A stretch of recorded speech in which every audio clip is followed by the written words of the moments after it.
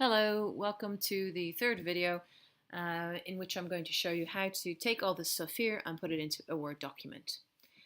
Okay, so first thing we want to do is we want to export our table into Word. So what I'm going to do is I'm going to click on it, highlight the entire thing. I'm going to copy it, open up the Word document we're working on, and then paste it in here. Once it's in here, you can mess around with it a little bit. So for example, I want to make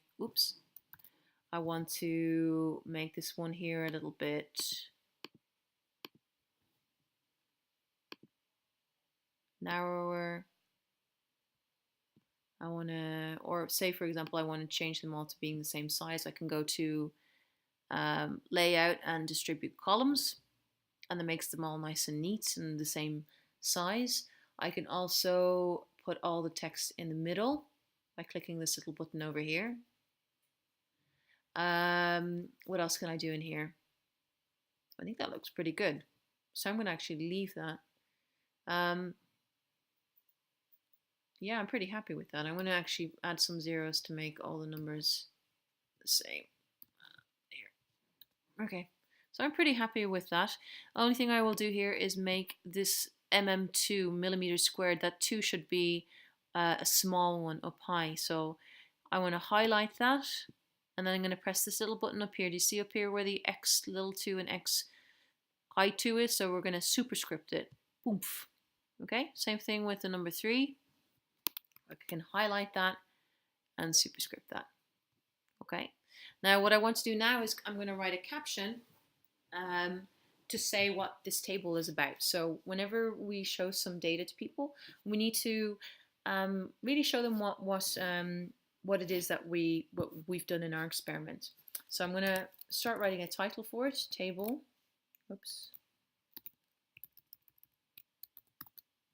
1, because it's my first table. We always have to put them in numbers. The effect of cube size on cube size, surface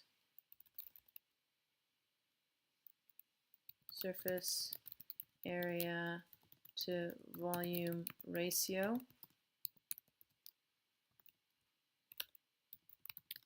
on the time taken for vinegar to diffuse all the way into the center of the cube.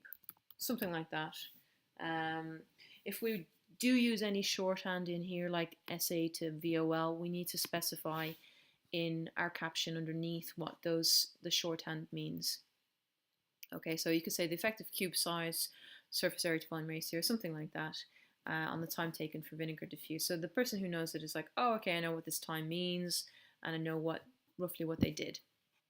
Okay, let's go back to our Excel spreadsheet. This time I'm going to select the chart. I'm going to copy that one, go back to Microsoft Word. I don't know whether it's going to fit on this page. Paste it into there, and I'm going to stick this in the middle here. Maybe leave it on the side. Same thing here. This time I'm going to call this a figure. Okay, so anything like graphs or pictures or images are called figures. So we're going to call it figure 1. The effect or how cube length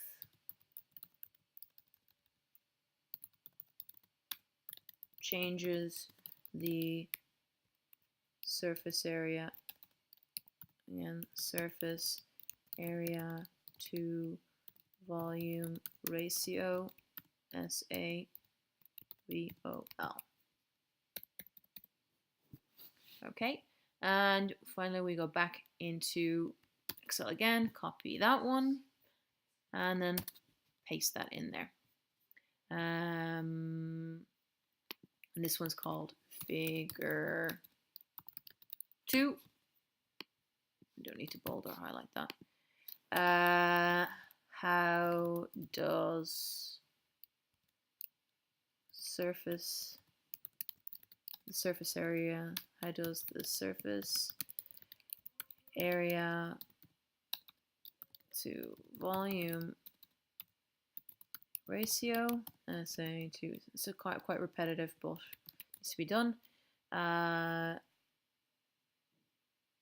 Relate to time taken for vinegar to diffuse into a cube, into cubes of different sizes.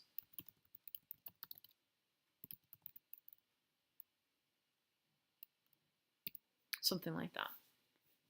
Okay, and yep, that's about it actually. That's how you import. You take something, you can, once it's in here, you can make it bigger or smaller as well. You can click on the axes and you can make them bigger or smaller if you want to. I can make them bold. I can change the size, make them bigger or smaller.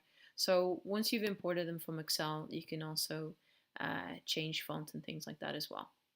Okay, thanks again for listening.